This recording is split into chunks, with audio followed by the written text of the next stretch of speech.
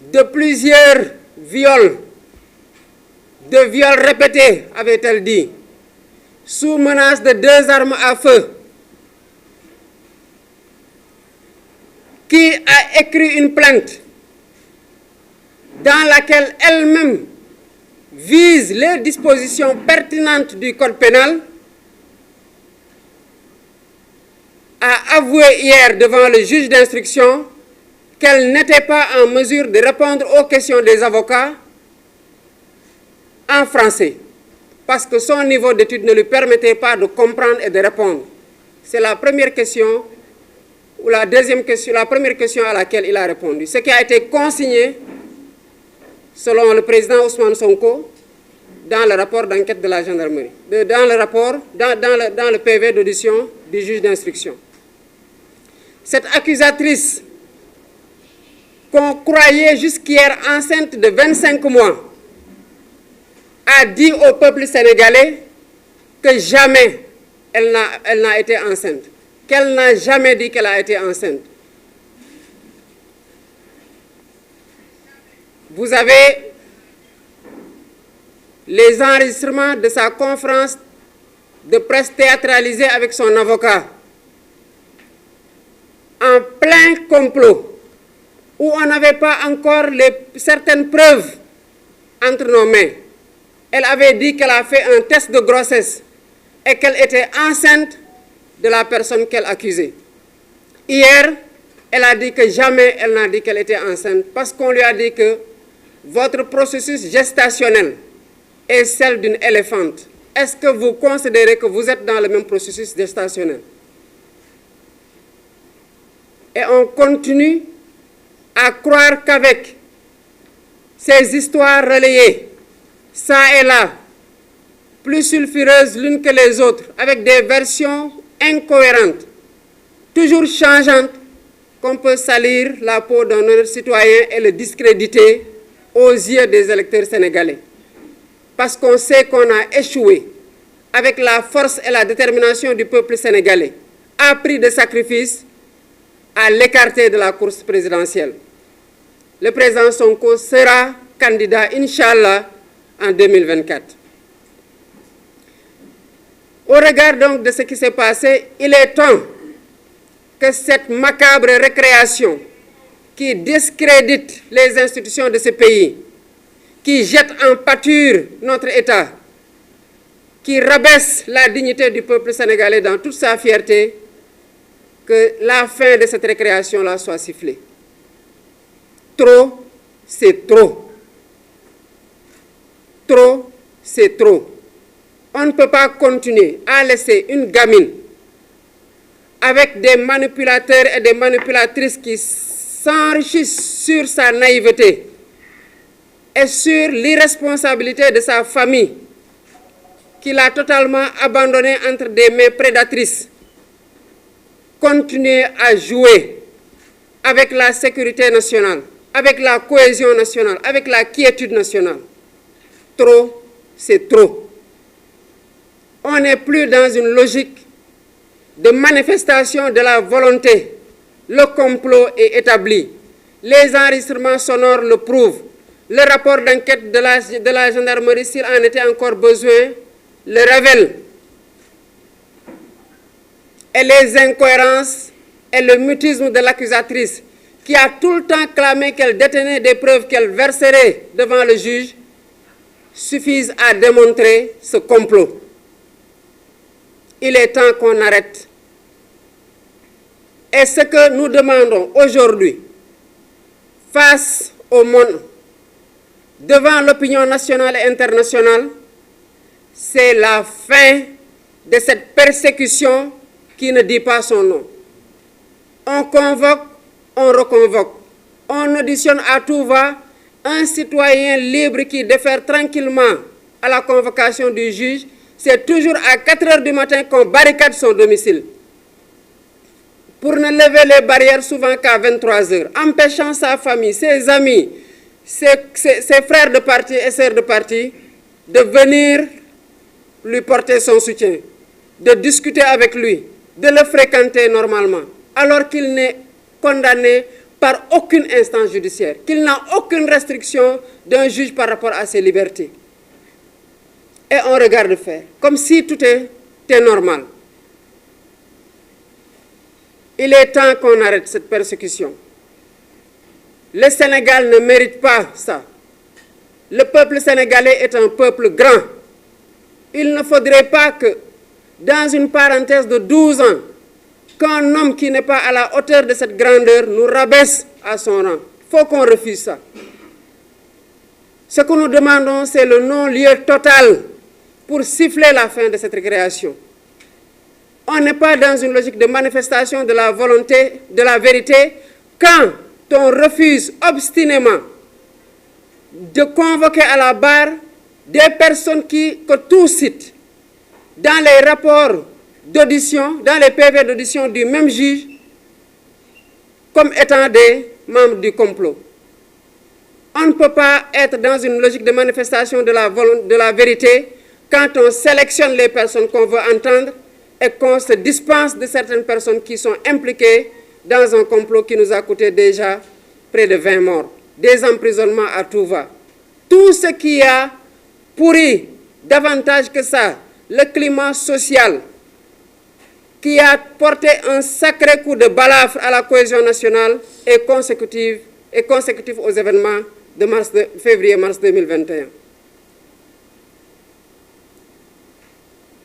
D'abord, vous convoitez un troisième mandat illégal, anticonstitutionnel et immoral. Mais vous manquez de courage pour affronter les candidats légitimes, les candidats légaux. Vous voulez être roi, mais vous ne voulez conquérir aucun empire, aucun royaume. Vous ne voulez affronter aucun adversaire coriace.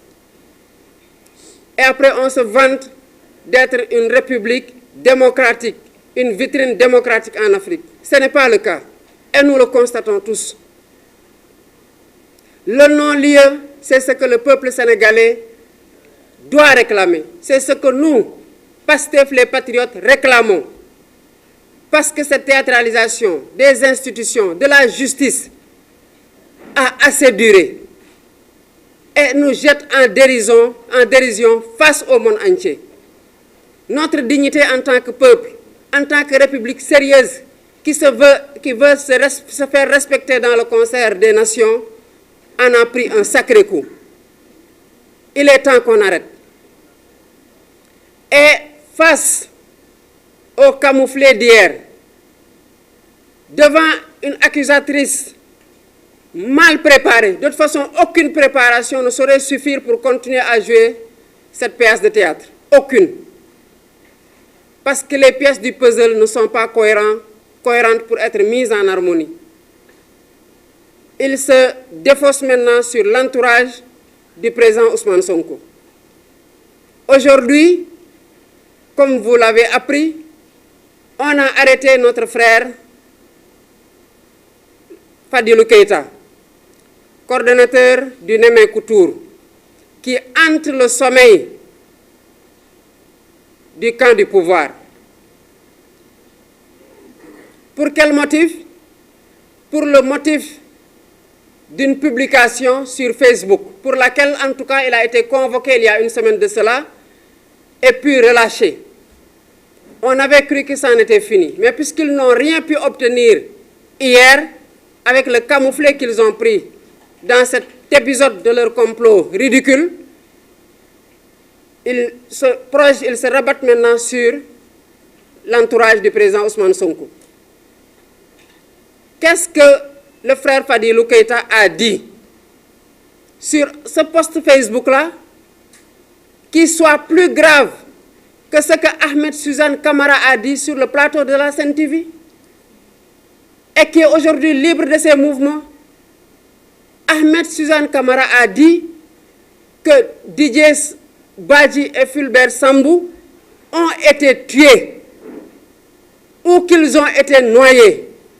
Fin de citation. Il n'a reçu aucune convocation, ni de la gendarmerie, ni de la police, ni du procureur de la République. Il est libre de ses mouvements. Fadilou n'a pas dit aussi grave que ça.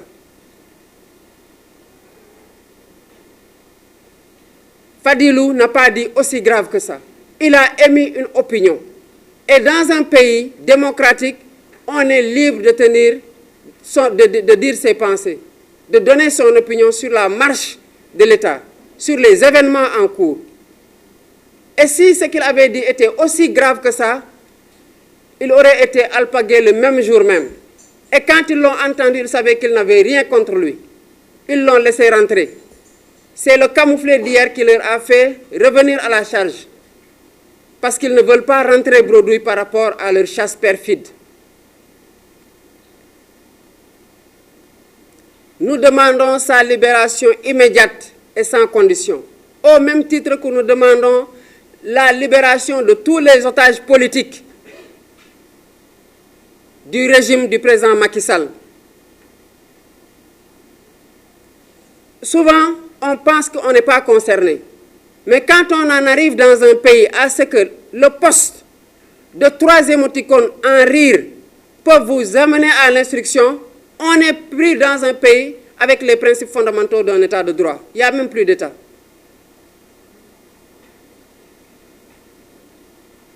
Aujourd'hui, c'est Fadilou. Hier, c'était Ousmane Diagne. Après l'invention d'une farce spéciale. Ensuite, ça fit le tour de Pape Alé. On passe des hommes politiques aux journalistes debout. Tous ceux qui ne font pas leur jeu, qui ne jouent pas leur jeu, qui ne font pas leur affaire, sont traqués. On est aujourd'hui dans un deux poids, deux mesures avec un procureur qui a un regard unidirectionnel orienté vers Pastef les Patriotes, ses leaders, ses militants. Pour un live Facebook banal, on vous arrête. Dans un pays normal, ça ne se passe pas comme ça. Et nous voulons que le Sénégal redevienne un pays normal. Ça peut être le tour de Fadilou aujourd'hui, demain celui de Bassirou Diomaye Faye. Mais après, quand on aura fini de se débarrasser de tous ceux qui peuvent avoir le courage de tenir une pensée contraire et de l'assumer face micro et caméra, qui d'autre va faire tranquillement son métier? Qui d'autre va dire ce qu'il pense? Quand on vit dans un pays où on n'a plus la liberté de penser, parce que penser et ne pas l'exprimer, ça vaut quoi? Penser pour le garder pour soi-même, ça vaut quoi? Quand on n'a plus la liberté de penser et de s'exprimer librement, c'est qu'on n'est plus libre soi-même, même si on est libre de ses mouvements.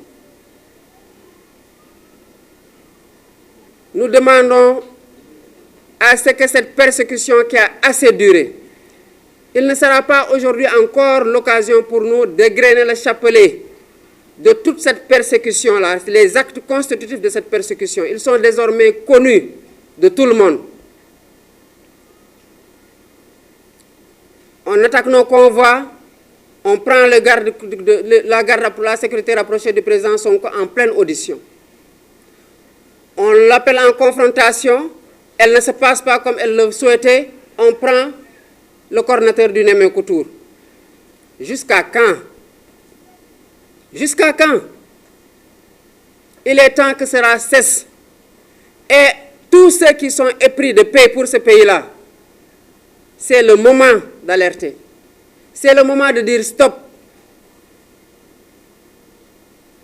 On ne peut pas arrêter Fadilou pour un post Facebook aussi banal et laisser Ahmed Suzanne Camara et le propriétaire de la page Batou Deug qui a encore dit pire, qui a fait une corrélation nette entre le portable de Pape Alé qui aurait été consulté et qui a parlé et la disparition des 2 militaires en disant que tous les militaires et gendarmes qui sont pro-Pastef seront traqués et les appellent les traites et qu'ils seront mis hors d'état de nuire. Celui-là aussi est libre de ses mouvements. Donc, c'est comme si les infractions ne concernent que les militants de Pastef. Hier, pour un banal live Facebook, on a arrêté Diop Taïf et Vito pour un banal live Facebook. Mais on laisse Ahmed Suzanne Camara après son appel au meurtre contre le président Ousmane Sonko. Après avoir dit que Fulbert Sambou et Didier Badji ont été tués, qu'ils ont été noyés, ils n'ont même pas reçu de convocation. Moi, quand j'étais plus jeune, je regardais un film qui s'appelait « Il faut sauver le soldat Ryan ». À la sortie de ce film-là, j'avais une haute compréhension de la fraternité militaire. Enfant, on me prenait qu'on pouvait nous tuer, mais qu'on ne nous déshonorait pas. Mais ce silence approbateur face à des frères d'armes qui sont morts, y a-t-il plus grand déshonneur que ça? On est dans quel pays aujourd'hui? Le combat, la démocratie, c'est une affaire de gentleman. C'est une affaire de gentleman. Vous compétissez, vous laissez les autres compétir. Vous êtes arrivé au pouvoir par la voie des urnes. Vous avez dit vous-même qu'on ne peut pas laisser, qu'on ne peut pas retomber dans la quête d'un troisième mandat qui nous a coûté 11 morts en 2011, que cela doit cesser. Et c'est parce que tu convoites un troisième mandat que tu persécutes tout le monde, avec toutes les conséquences dommageables que l'on note. Jusqu'à quand? Jusqu'à quand? Vous avez fini de diviser tout, le peuple, jusqu'aux institutions. Ce qui se passe à l'Assemblée nationale n'est que le reflet de la division du peuple. Parce que ce sont nos représentants, c'est nous qui les avons envoyés là-bas.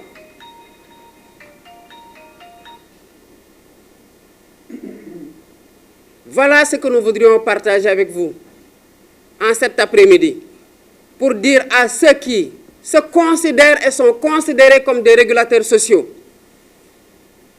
que la régulation sociale, si elle vaut vraiment régulation sociale, elle doit être anticipative et assumée. On ne peut pas laisser une personne mourir, 2 personnes mourir, 3 personnes mourir, 4, 5, 6, jusqu'à la 13e personne pour intervenir et dire qu'on régule. Il faut réguler pendant qu'il est temps. Quand il se battait, lui, le président Macky Sall, contre le 3e mandat, quand il tenait son mergadou pour aller à la place de l'indépendance, tous ceux qui sont des régulateurs sociaux aujourd'hui étaient là et en étaient informés. Tout ce qu'il a dit peut leur être accessible. Donc s'il convoite un 3e mandat, il est de la responsabilité qui doit encore nous coûter des vies, il est de la responsabilité de tout le monde de s'assumer et de lui dire que tu ne peux pas jouer avec des vies dans ce pays. Parce qu'on ne sait pas la vie qui va tomber et celle qui va suivre. Une vie perdue d'un citoyen sénégalais, c'est déjà une vie de trop. Ne parlons pas d'un chapelet de vie humaine perdue qu'on aura encore à égrener. Pour ensuite appeler à partir de quel moment? C'est le moment de l'appeler à la raison. Quand il persécute, quand il violente, quand il emprisonne, c'est le moment de lui dire ça. Parce qu'à un moment donné, on en arrivera à cette goutte d'eau pleine qui a amené toute cette instabilité dans certains pays que nous n'avions pas aujourd'hui. Et ce n'est pas parce qu'il s'est réarmé qu'il a des gens peut-être prêts à mater le peuple à sa disposition qu'il peut penser vaincre la détermination du peuple sénégalais. Non. Le même peuple qui a fait face en 2011 est ce même peuple-là encore plus déterminé à porter ses aspirations de démocratie, de développement social et économique. C'est ce même peuple qui est là. Ce qu'il a refusé pour le président Abdoulaye Wade, il ne l'acceptera pas pour le président Macky Sall. Et le président Macky Sall en est conscient puisque lui-même avait dit que la recherche du 3e mandat qui nous a coûté 11 vies ne doit pas nous rattraper. Aujourd'hui, on est dans un ni oui ni non. Des gens qui refusaient de se prononcer sur le 3e mandat aujourd'hui le défendent à yeux ouverts. Parce qu'ils pensent que le jour où il y aura des émeutes, que les morts probables ne seront pas comptés dans leur famille. Ils pensent pouvoir sécuriser leur famille, se barricader derrière leur maison, être gardés par nos forces de l'ordre et regarder les Sénégalais mourir à la télé. Pour qu'en cas de victoire, parce qu'ils en auront assez tué, qu'ils reviennent nous gouverner et profiter de prébendes et de strapontins qui font qu'ils ne peuvent plus tenir un engagement moral cohérent. C'est inacceptable. Et ça ne peut pas continuer. Je vous remercie, c'était la version française comme vous l'avez remarqué. Et Madame la vice-présidente chargée des questions internationales, Madame Yacine Fall, va faire la version Wolof. Merci beaucoup. Merci beaucoup. jërëjëf Diomaye mbooloo mi maa ngi leen di nuyu suñu ñu toog ni c'est bon waaw xam naa micro baa ngi yéen a ngi dégg waaw mbooloo mi maa ngi leen di nuyu